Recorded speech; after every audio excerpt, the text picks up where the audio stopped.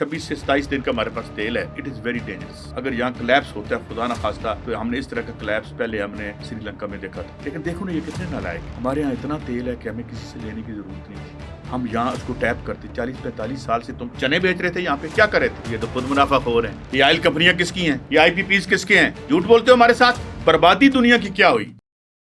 Iran और Israel की जंग के दौरान जो है इस वक्त पाकिस्तान के अंदर कहा जा रहा है कि गैस और पेट्रोल के बहरान का खदशा है, और एक पॉलिसी भी बनाई जा रही है कि पॉलिसी ये कि ऑफिस वर्किंग होगी, ऑफिस वर्किंग बंद होगी, घर में बैठकर काम करें, एक शहर से दूसरे शहर जाना जो है वो भी उसके ऊपर भी पाबंदी होगी. ये एक प्लानिंग चल रही, और फिर उसको हफ्तावार जो है ना प्राइसेस को लेके आ रहे हैं, और मुनाफाखोरों को वो कहते हैं हम नुकसान पहुँचाना चाहते हैं, जो ज़ख़ीरा अंदोज़ है ना, ज़ख़ीरा अंदोज़ी करते हैं, उनके लिए ये पॉलिसी बनाई जा रही. तो आप क्या समझते हैं कि अभी नए हर्बन्स के बंद होने की वजह से ये मामलात सामने आ रही हैं? पहले से पाकिस्तान में आपको पता है कि अभी वो चांद चढ़ता नहीं, लेकिन उससे पहले ही वो उन्होंने प्रोपोगंडा हो जाता है. तो क्या समझते हैं ये जो कीमतें बढ़ रही हैं ये इसके इम्पैक्ट पड़ने स्टार्ट हो गए? पहली बात तो ये कि आपने कही कि हम मुनाफाखोरों को मुनाफा नहीं बनाते.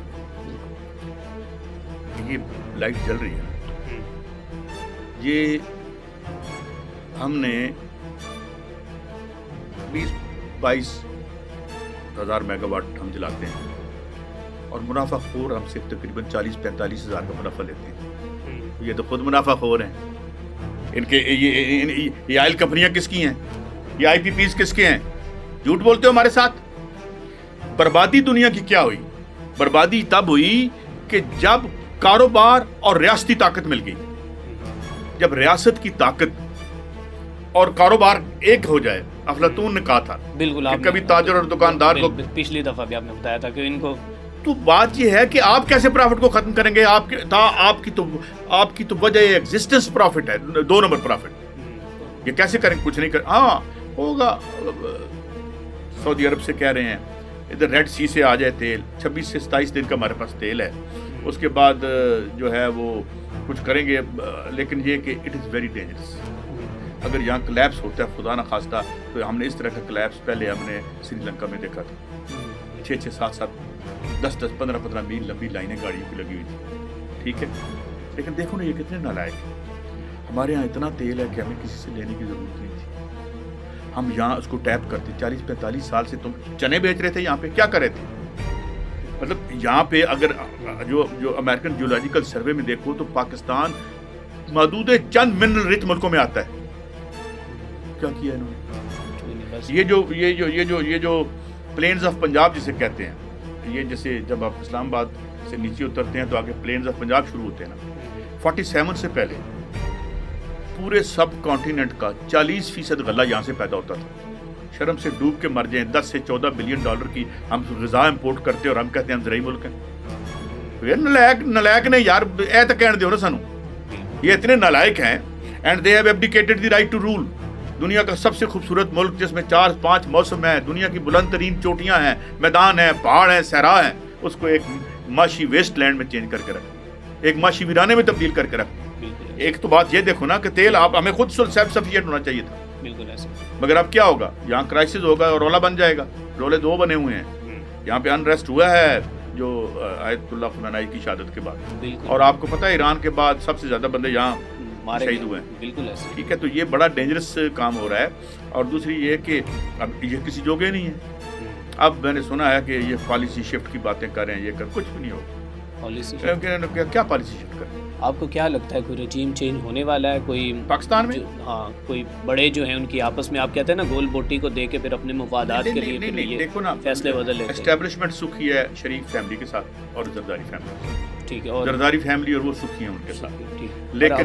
लेकिन नीचे से रग निकल रही है. पाँव के नीचे से आपकी रग निकल रही है. और इसमें जब एक्स फैक्टर इन होगा, इमरान खान की तो एक बांझ मिलती है. उसके पास ताकत भी थी, उसके पास वोट भी थे, मगर उसके पास नजरिया नहीं था, प्रोग्राम नहीं था, जिसकी वजह से वो मैसेज को मोबिलाइज नहीं कर सका. और ये तकरीबन पूरी दुनिया में हमें ये सिचुएशन नजर आती है. इसलिए जितनी तहरीकें बन रही हैं वो लीडरलेस हैं.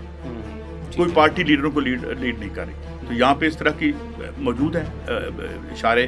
क्योंकि जितना अगर ये पेट्रोल का बोझ आता है, देखो मैं आपको बात बताऊँ, आपने एक कॉल्ड्रन, एक देग पानी की भर के उसके नीचे आग जला रखी है.